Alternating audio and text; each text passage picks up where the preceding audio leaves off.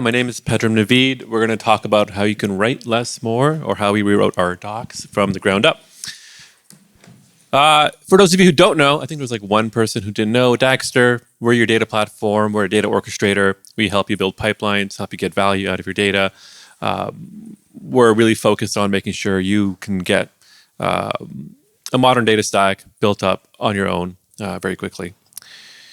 We'll go through one of the first things that brought Dagster to life, which was our founder, Nick Schrock. He was here yesterday. I don't think he's here today. The reason he built Dagster was, well, he saw the state of orchestration and data engineering, and he was just driven by spite because of how bad it was. He said, people should not be living like this, and he decided to start Dagster. He was at Meta, I think, at the time, working on GraphQL, trying to make that experience better. And when he saw the drudgery of data engineers, he thought, there's got to be a better way. And so what he did is he decided to build Dagster to really bring good developer experience to data teams, which at the time was very controversial. But I think we're starting to believe that data engineers could have nice things too. And as we think through what a good developer experience is, I think one of the core foundations is definitely good documentation.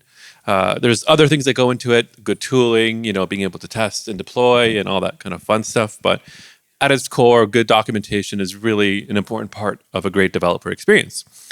So then we realized actually our docs are really bad. Sometimes people gave us unsolicited feedback on how terrible our docs are, which is totally fine.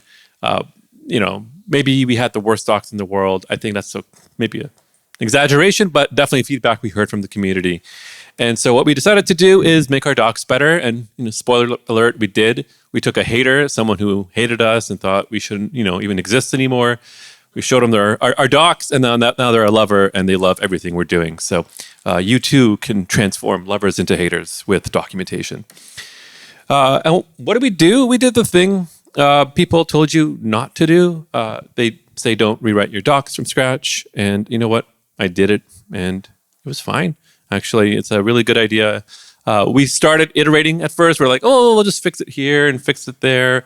But it wasn't really working for us. It was just like, lipstick on a pig type of situation. And so we thought, just burn it down, start over from scratch. And yeah, that was the right move. I recommend it to everybody. We did have some guiding principles. So it didn't start from nowhere. We had some feedback from the community. We talked to people. And really there's three kind of the key places we wanted to focus on. One is to make sure our documentation was much more task-oriented. A lot of our stuff was like navel-gazing, highfalutin. What is the history behind an asset? Why do they exist? And less about how to do the job you want to do. So we wanted to fix that one problem. The next one was really making it usable. The old doc site was built on as custom Next.js, software engineering, built collaboration, all in-house. It wasn't easy to navigate. It wasn't easy to use. It wasn't easy to contribute to. We wanted to fix that. And then finally, we wanted to be accurate and up to date. Dagster has been around for many years now, hard to believe, but a lot of old cruft had sort of accumulated, and we wanted to make sure we fixed that. We also took a lot of inspiration from this idea from diataxis.fr. It's a website. You should read it if you want to rewrite your docs. Great way to think about the different types of information people think about when they have docs.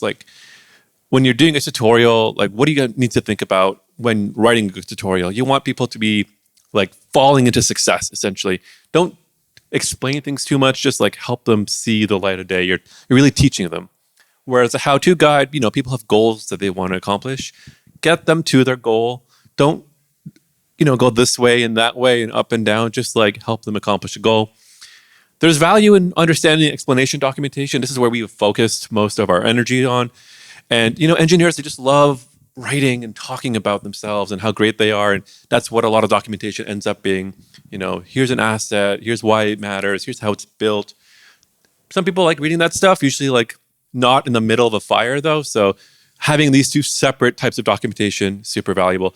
Reference is easy. It's API docs, structure, YAML, whatever that stuff is. We typically do a good job there. So not much to say about that. So what went wrong, right? Like, why were our docs bad? The best way to find out is to ask people and then be prepared for them to all tell you really why it sucks. So that's what I did. I went to GitHub. We have a public GitHub repo for Dagster. We're open source, and people told me all the many ways that we were bad. And then I invented this patent pending technology called LGCUF. You can find it in arXiv as well. It's very, very useful.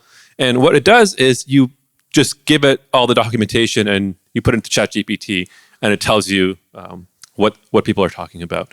And so I call this the LLM generated categories of user frustrations. It's a very advanced technology. And the results were actually really good. It basically told me, fix these things if you want your docs to be better. And code example snippets came up. People were like, the example should work. It's hard to believe, but sometimes people just want to copy paste code and have it run. They don't want to go and read, the preamble about how to get this thing set up. So making examples that were self-contained was a big part of the work we did. How to actually configure Dagster. Like, we have a bunch of settings that weren't explained, making sure those are in there, separating conceptual understanding and use cases, advanced features, hidden functionality. All of these, I'm not going to go through it all, but these are all things we wanted to sort of address within our new doc rebuild. And so this is what our docs, I can't even look at it. This is what our docs used to look like. This is a doc on something called asset sensors, which, if you didn't know what they are, they allow you to instigate runs when materializations occur. Oh, wow. I've always wanted to instigate a run.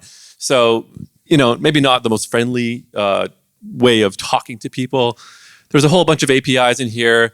The example is actually right down there. So you can't actually see it.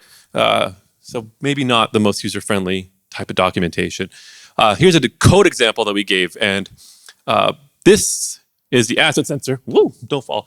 This is the asset sensor, and there's all this other stuff that has nothing to do with an asset sensor that we don't explain. The example doesn't work because it needs a my job, which is not in there. It's just like, we don't want to do that anymore. And the other thing you need to think about is, I kind of alluded to this.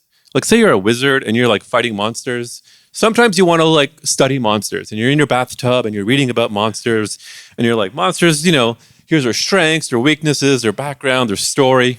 That's useful information. But when you're out in the field fighting monsters, the last thing you want to do when you open up your spell book is read a book about monsters. You just want to know what to say to get the monsters to die, essentially. And so we were really good at this stuff. We were really proud of ourselves with this stuff. And some people love reading, 25-page theses about Dagster, but we weren't really good about that. So that's what we ended up fixing. And so we did that by rewriting the whole thing. All right, so I won't talk through the whole timeline because I don't know if I have enough time, but the most important thing you need to know is you just got to hire somebody who's really, really good at their job, and then the rest of it will sort of figure itself out. I submitted this talk before we hired her, before we had this done, and I was like, we'll figure it out by April, and we did. And the most critical thing I did was hire Nikki, who had written docs before. She's a technical writer, and she knows how to think about this stuff. So this talk is really just telling you all what Nikki did, more or less. Here's our new docs. As you can see, they're so much better. Wow, beautiful. The sidebar, it's short. There's only 4 or 5 things there. The last one had 20. Our left sidebar, we dog-fooded this thing a million times. We fought over what every single thing should be. And Nikki's just like, nah, I know exactly what to put here. And they make sense. And then the documentation itself, it explains what things are, tells you how to get started, has a nice little diagram about what these things are, which is really nice. And the code, oh my gosh, the code is great. You can just copy this, paste this into your thing, and Dagster will run, and you will actually see what an asset sensor really is and does. How do we build it? Well, if you want good documentation, it also requires a good developer experience. It's kind of circular logic, but our old docs was garbage. It was Next.js cobbled together. You had to run 5 different things. You had to make sure you don't check in this thing and check in that thing. And it was awful, which meant nobody wanted to write docs. So we went with, come on, there we go. We went with Docusaurus. If you don't know what to use, you should just use it. It's open source. It's great. It's built using React. It's powered by MDX, which is Markdown with React in it. It has everything you need out of the box, and it's very customizable. So you can put more stuff in the box if you want. You can actually see our implementation in our Dagster repo. If you go to docs, you'll see how we built Docusaurus for Dagster. There's some custom stuff we did in there, but you can steal it all if you want. And it's Markdown, which is great. This is how you write docs. No like HTML, no weird Markdown magic voodoo. You just write code that looks like normal text, which is wonderful. The worst thing we had to do is write an extension for Sphinx. If you've ever used Sphinx, you probably know how much it sucks. If you've ever written an extension for Sphinx, you're like one of 12 people, and you know how much that sucks, a lot. What Sphinx does is it takes your Python API and it converts it to a format. And those formats are like HTML, LaTeX, which is super useful, but not Markdown, unfortunately. And so to use Docusaurus with our Python API, we had to write an extension. And I did that, and I never want to look at that again. But we did it. You probably will open source it, so you don't have to do it. But it takes Python documentation, and it lets you put it right in Docusaurus, which is great. Now your docs with your API can live next to your docs that are pros, all in one happy place, and it looks pretty good. Yeah, so that's it. Sort of documentation. It's a few lessons we learned along the way. One is content audit is critical. Like, you really want to be able to see the full picture. And so just assessing everything you have before you get started, really powerful. Otherwise, you won't know sort of what the gaps are and how much a migration will take. Formatting is going to take time, like Sphinx extensions, if you have to build them, takes forever. If you need custom components, like you did in your previous docs, that can take some time as well. So make sure you leave time for that. The most important thing I think Nikki did was help enable the team. She's only one person. One person cannot create the docs for every single feature. She created a contributing.md, which was really helpful. It shows people how to contribute to the docs. And really, like the delta between old docs and new docs, like you got to make that as small as possible.